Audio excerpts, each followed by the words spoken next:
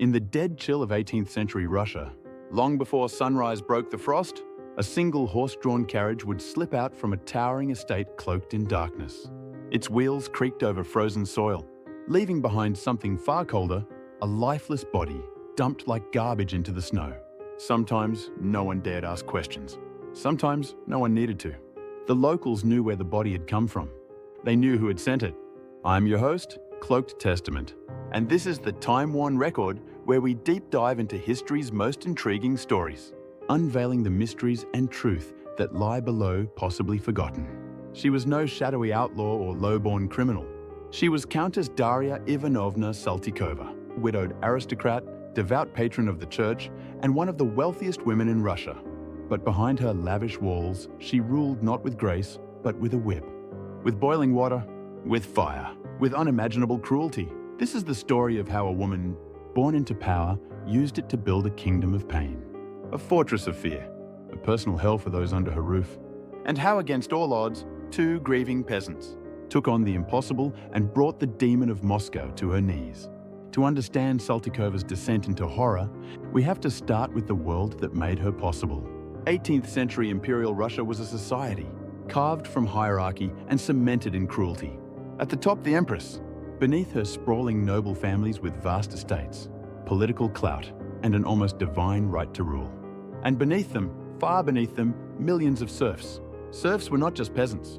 They were legally bound to the land. They couldn't leave. They couldn't refuse. They weren't citizens, they were property. If a landowner wanted to punish, imprison, or even kill a serf, they could. And most importantly, they often did. Darya Saltikova was born into this system in 1730. The Saltykovs were old nobility, respected, feared, and deeply entrenched in the Russian court. She was educated, wealthy, and at least in public religiously devout. Priests praised her piety. Neighbors admired her elegance. She gave generously to the church and made pilgrimages to holy sites. In 1750, she married Gleb Saltykov, a captain of the elite Lifeguards regiment. His connections tied her to the Romanov dynasty itself. They had two sons, and for a time, Saltykova appeared to be the very model of Russian nobility, serene, poised, and proper. But beneath the lace and candles, something monstrous was stirring. In 1755, tragedy or perhaps opportunity struck. Her husband died suddenly, and Darya, now just 26 years old, inherited everything. Her estate in Moscow, her rural lands, and over 600 soul serfs who were now hers to command. With no father, no husband, and no superior, Saltykova had achieved what few women of her time could: unchecked, unquestioned power. And she would wield it with unthinkable fury. At first, the signs were subtle. A maid who failed to polish the floor might receive a slap, a kick, a shove. A laundress might be beaten for folding linens the wrong way. But it escalated fast. Within months, the punishments became ritual, public, prolonged. Whippings would last for hours. Saltykova would sometimes force other servants to begin the beatings, then take over herself when they were tired. She used rolling pins, logs, whips, and hot irons. Boiling water was poured onto bare skin. Hair was ripped out by the roots. Some were tied to stakes in winter, left to freeze to death. Others were burned, starved, or strangled. She rarely killed outright. No, Saltykova's cruelty was patient, calculated, and always aimed at the young women under her care. Some speculate it stemmed from jealousy, especially after a man she desired, a land surveyor named Nikolai Tyuchov, rejected her for a younger woman. Whether that rejection cracked something in her, or simply revealed what was already there, we'll never know. What we do know is this: her hatred for the women she owned was all-consuming. She murdered slowly, under the guise of discipline, and she relished domination. If a male serf angered her, she wouldn't punish him, she'd torture and kill his wife. If he remarried, she'd kill again. She didn't just want obedience. She wanted fear, complete control. And for a time, she had it. The bodies piled up. Some were buried in unmarked graves. Some were listed as runaways or as having died from illness. The local authorities paid off. Petitions were filed, 20 of them in fact, and all of them vanished just like her victims.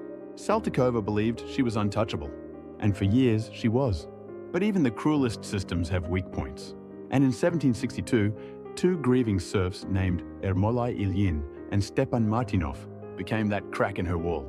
Between them, Saltykova had murdered 3 wives. They knew the risks of defiance. They knew that escape meant death. But they did it anyway. They fled the estate and traveled hundreds of miles to St. Petersburg, carrying a desperate petition for justice, not to a judge, but to Empress Catherine II herself. Catherine the Great had just come to power. She was eager to present herself as a modern ruler, fair, enlightened, and bold. And this case, soaked in horror and already whispered across the empire, offered her the perfect opportunity to show that no one, not even the richest, was above the law. She ordered a full investigation.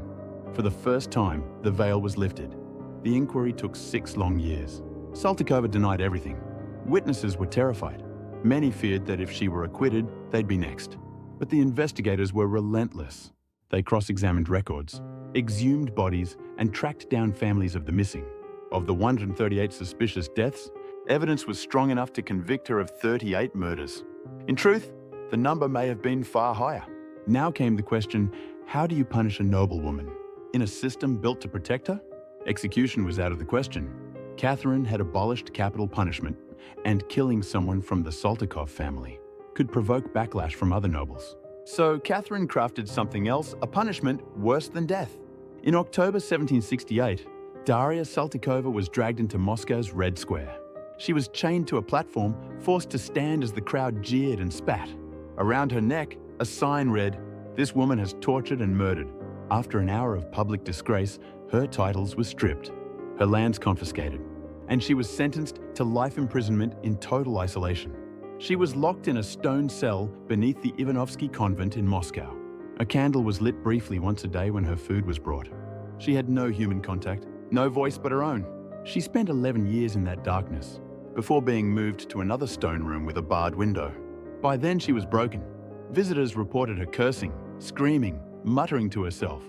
Her hair was matted, her eyes hollow. She had become something between ghost and beast.